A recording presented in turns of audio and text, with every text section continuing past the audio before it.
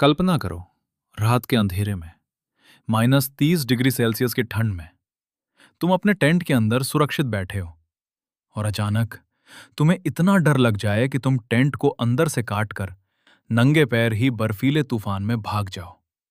सवाल यह है, ऐसा क्या हुआ था उस रात?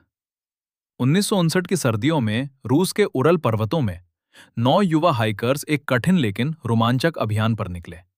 वे सभी छात्र थे, दोस्त थे और एडवेंचर के दीवाने थे। उनका नेतृत्व कर रहे थे 23 साल के इंजीनियरिंग छात्र इगोर द्यातलोव।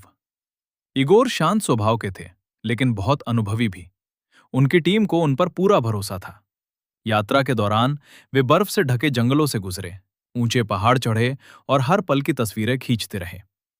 उनकी तस्वीरों में मुस्कुराते चेहरे दिखाई देते हैं, जैसे उन्हें पता ही ना हो कि आगे क्या होने वाला है। उनकी मंजिल थी एक दूर का पहाड़, जिसका नाम था खोलात स्याक्ल। स्थानीय भाषा में इसका मतलब था मौत का पहाड़।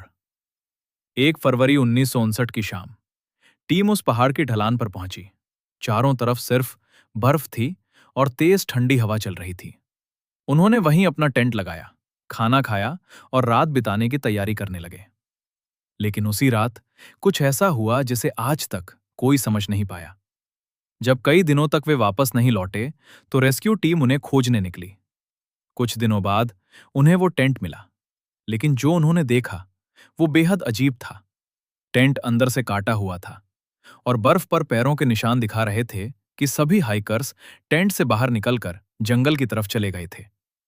सबसे डरावनी बात यह थी, वे नंगे पैर थे और उस रात तापमान था -30 डिग्री। थोड़ी दूर जंगल में 2 हाइकर्स की लाशें मिली।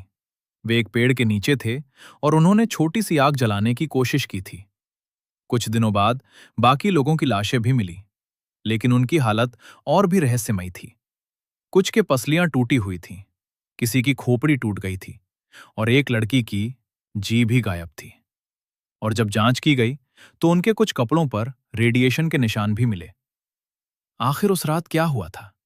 क्या वो बर्फीला तूफान था, या किसी गुप्त सैन्य प्रयोग का असर, या फिर कुछ ऐसा जिसे हम आज भी समझ नहीं पाए?